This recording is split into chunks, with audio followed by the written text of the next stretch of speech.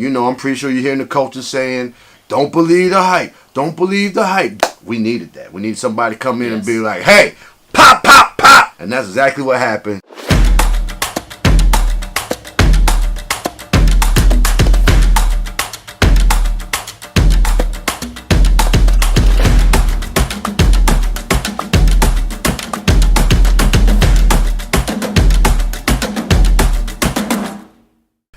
What's up, y'all? That's Anthony Sellers. That's Eric Jordan. And this is Browns in Our Blood. Oh, man. Woo! Rough one this week. Rough one.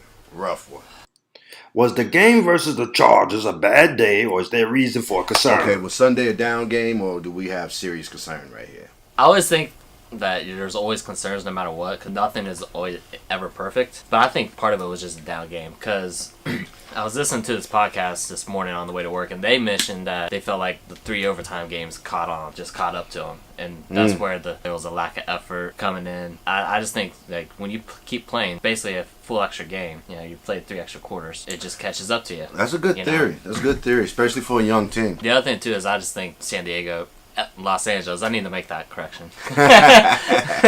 Los Angeles, I think they game planned for us a lot better and executed their game plan better than what we did. I definitely agree. We got a little out-coached. Yeah. Thank you to the person who let us know that we kept saying San Diego. I think it was me that mostly said it. It's like that scene from Coming to America from Eddie Murphy. The daddy called him Clay. I'm going to call him Clay. They from San Diego. I know if they from San Diego. They not from L.A. I'm calling them San Diego Chargers. Old habits die hard. I want to appreciate it, so get that correction out. The L.A. Chargers, yes. Los Angeles Chargers. Was Sunday a fluke game, or was there a real concern? Nah, I don't think it was a fluke game. Somebody came into our house and punched us in the mouth. We got punched in the mouth, and I think us young boys, as being a young locker room, that happens. Now, what I saw, I did see lack of effort, and going into the game, I got really worried. I'm always worried when all the analysts are like, Cleveland's going to win. Cleveland's going to win. Cleveland's going to win. We've been hearing it all week. So do I think we drank the Kool-Aid a little bit? And do I think our young locker room players drank the Kool-Aid a little bit? Yes, I do. It's normal. It's natural. It's happening. In fact, the best thing probably for us was getting punched in the mouth like this. I don't think that's a bad thing. Long as we come back and pie. Yeah, little sweet humble pie. Yeah, we was talking the league for the last couple of weeks. You're a young player. I'm pretty sure you're hearing the coaches saying, "Don't believe the hype. Don't believe the hype." We needed that. We needed somebody to come in and be like, "Hey, pop, pop, pop," and that's exactly what happened. We wanted to test. We wanted to see how good this defense was. We had the test too. We had the test, and you can call New Orleans a good test. That's one of the best offenses in the league. But Chargers are the top 4 offense in the league right now. Number 1 in big plays. The Los Angeles Chargers are the number 1 team in offensive big plays. Number 4 in total offense. And Melvin Gordon, I think he's top 3 in rushing right now. Yeah, Gordon did what Gordon does. Gordon did what Gordon does. All right, what's the backs we seen so far? We seen Connor. We seen Kamir. That's where I get stuck at a little bit, because we did a good job on New Orleans. But honestly, New Orleans haven't exploded on nobody yet, like they were last year. Yeah, but they also just got Mark Ingram back, didn't they? Right. And then we got the Ravens, who no one's offensively scared of. You're scared of their defense, but you're not really scared of. New Orleans and Pittsburgh, don't get me wrong, because Pittsburgh is in the top 5 offenses there are too. So we've had some good tests when it comes to offenses. Man, this offense came in and just did that thing. Yeah. And some of those plays, I think we make those plays on other Sundays. So I think it's a combination of what you said. One, all the overtimes, we might be hitting the wall a little bit, even though we're not even halfway there. We might be hitting the wall a little bit because our players are so young. And then the combination with all the hype around the Browns. Just drinking that Kool-Aid, feeling yourself a little bit. We might have came here, underestimated who we was playing, and they put us in check real quick. So I think it's a combination of both. One, the common denominator being young players dealing with fatigue of playing in this league, and also dealing with not believing the hype and getting caught up. There was three backs on that one pass, Tyrell Williams. Yes. And we were in position, even on the other one to Tyrell, we were in position to make a play for that. I think fresher legs, maybe being more focused on who you're playing against, not believing the hype, still hungry, we might make those plays. This is a high energy offensive team. And that running back they got should be playing linebacker for some teams. They also have Derwin James, too, in the backfield on there. He played great. He played great. And when they get back Bosa, they're going to be a serious team. Can Todd Haley change his game plan to utilize his playmakers better? We was thin at wide receiver in this game. Only went 3. Yeah. Do you think Haley has what it takes to adjust his offensive scheme and to game plan to utilize his playmakers a little bit better? I want to say yes and no, because I think we saw a little bit of it this week. Duke got more touches. He definitely got more passes. You could see they were trying to fit Duke more into the play. And plus, they were saying it all week. Duke's going to get more touches. Duke's going to get more touches. Which might have threw our chemistry off a little bit, trying to force him into the play. I heard Chubbs was going to get more carries too, and Chubbs did get more carries. I think Haley can get a little predictable sometimes. But I do think he's trying to make changes with what he has, which brings me to the no part of my answer. We ain't got playmaker. Even our top playmaker ain't really a playmaker guy. Jarvis is more of a possession receiver. Right. He's not known for stretching the field. But that's our biggest, right? You know what I'm saying? Our guy. Yeah, so. I get you there. I disagree saying no playmakers though. I do disagree there because I think Njoku's a playmaker. He's still developing, but I think he's a playmaker. He stretch the field. He has the potential. He can still stretch the field, but yes, he's still a playmaker. Duke Johnson has proven to be a playmaker. Yeah, that's why they gave him the extension. Well, that's why I said yes and no. Don't get me wrong. I love Duke Johnson, and I'm calling you on that one, man. I'm calling you on that one all day. That's fine.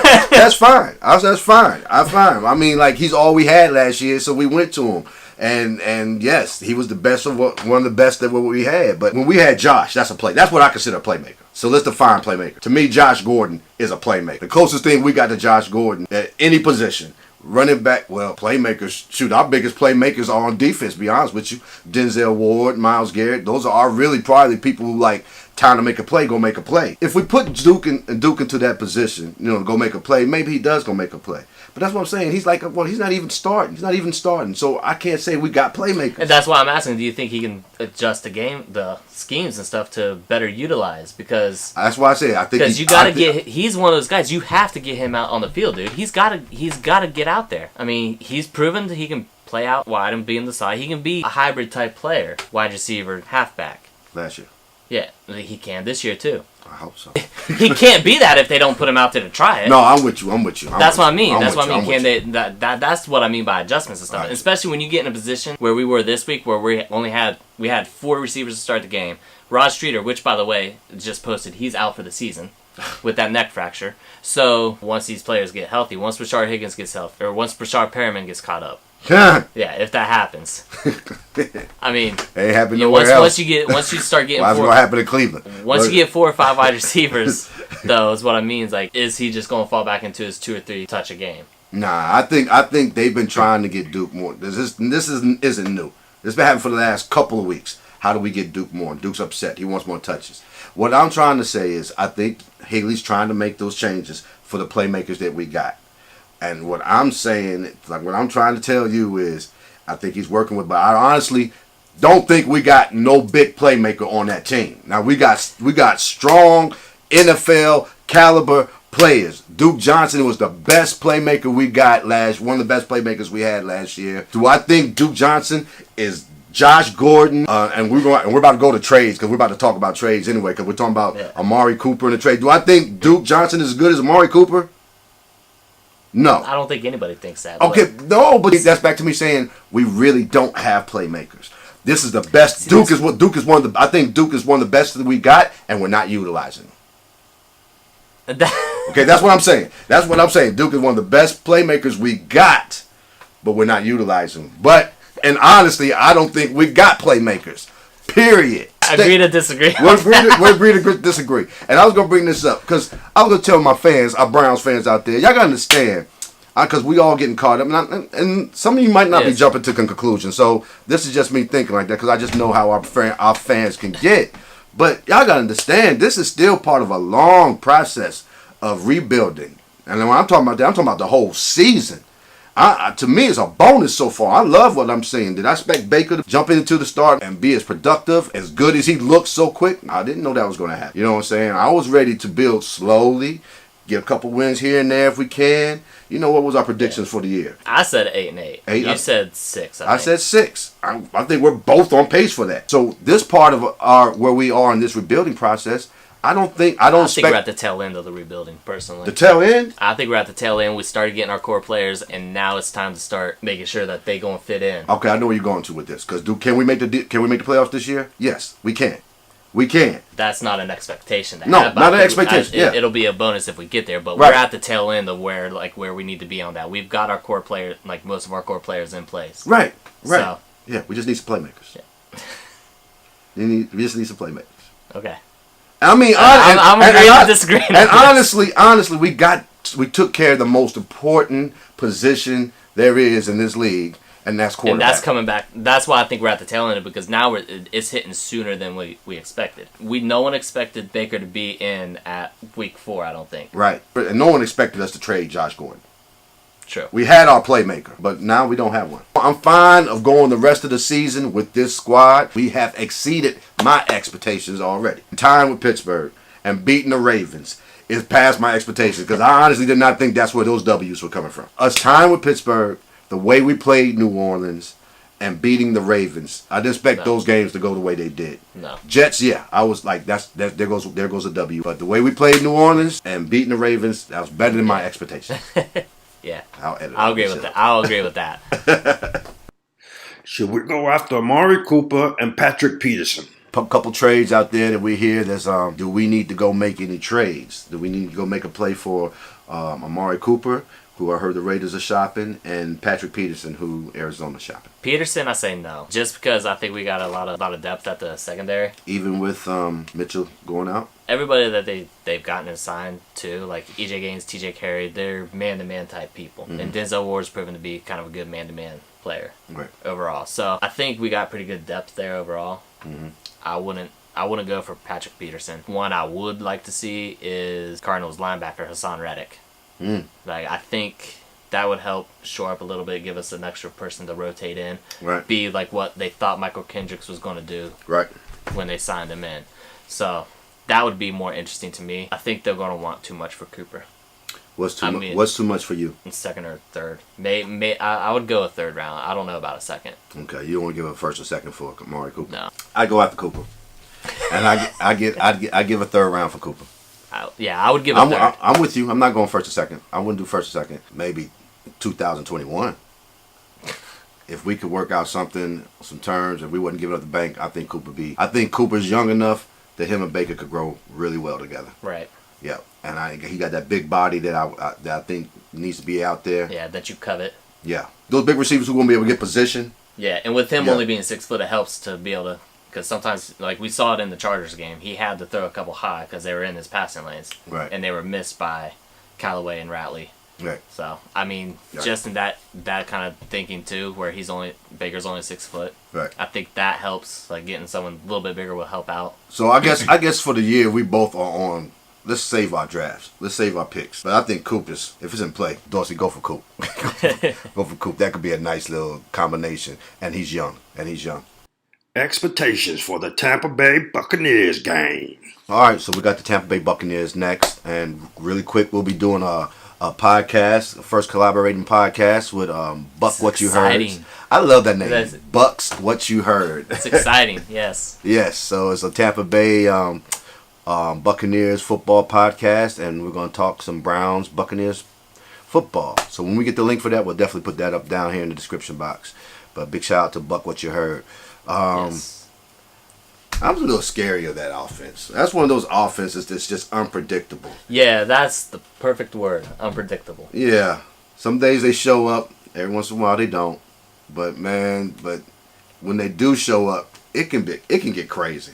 Yeah. Jackson, Evans, Howard, Bray, and then Jameson's now. But it didn't care because they were crazy like that under Fitz too. Yeah, Howard's been helping me out a lot in fantasy. Has he? Yes. He was gone for a couple weeks. Gone for a couple weeks, but I stuck with him. Kept him. I didn't cut him. I cut him. I wish you dummy. I don't know. It always comes back to me with our defense. If our defense doesn't hold a team between 21 and 28, and honestly, I want to say between 17 and 21, I think our offense with the playmakers that we have and our quarterback and our experience, I think we can score 21, 24 points. So if our defense shows up and slow the Bucs offense down, and let's hope the offense is having one of those days. They're having one of their days where they're not clicking like they usually, or clicking like they can potentially can. I think we'll have a good shot at beating the Buccaneers. I think this definitely should be one of our W's. I agree with that. That should be one of our W's. The one of my concerns is the offensive line. They let up 4 sacks in the first half. So is Tampa Bay going to see what LA did and try to capitalize on that some more? Yeah. Because the one thing I did notice is when they blitzed a lot more on Baker's left side. In the first couple games, he liked to kind of flush out to the left. And he wasn't quite able to do that this time. Right. And I think it made him a little hesitant. I want to see what they can do to adjust for that. Right. They don't need as much pressure. The offensive line got manhandled. Yeah, I think a lot of people saw the blood in the water last week with us, and I'm wondering how that's going to translate into future games and how people scheme against us now. Yeah, time for Haley to make your money. Haley's time to make your money. I think it's going to be another one of those close game types, down to the final possession. I think it's going to be one of those games like we've had every other game, basically. That might be all our wins this year. For real, all our wins might come down to like that. Yeah, because we need playmakers.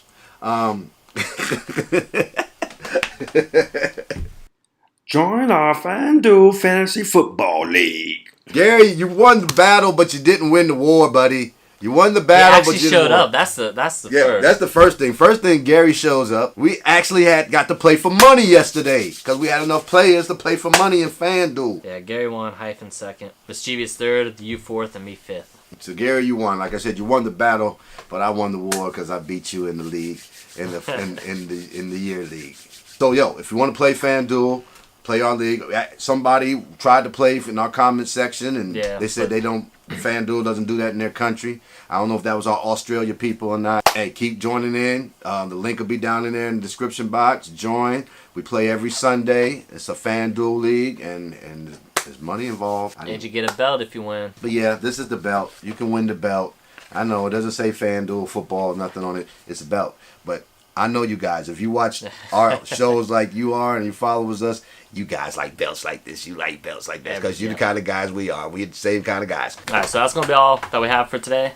Be sure to check us out on YouTube, Monstalung Soundvizion. Yeah. Like the videos. Keep leaving the comments. I actually love having the talk. Man, comment section went off the hook this week. Yes. Loved it. My favorite comment, well, there's two favorite comments.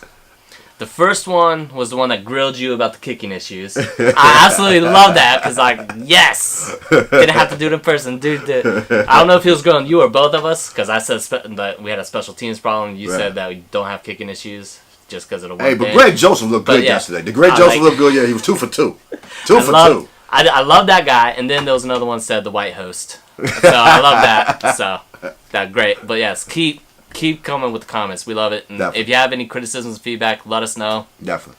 Yes. And also, if you want to collaborate, all you other guys out there doing podcasts and vlogs, if you're interested in collaborating, holler at us. We love doing that. Yeah, it'll be. We just love talking football in general. Hit the notification button if you don't like videos, you want it in podcast form, you can check us out at -podcastgroup.com. Pretty much find the podcast anywhere podcasts are sold or downloaded.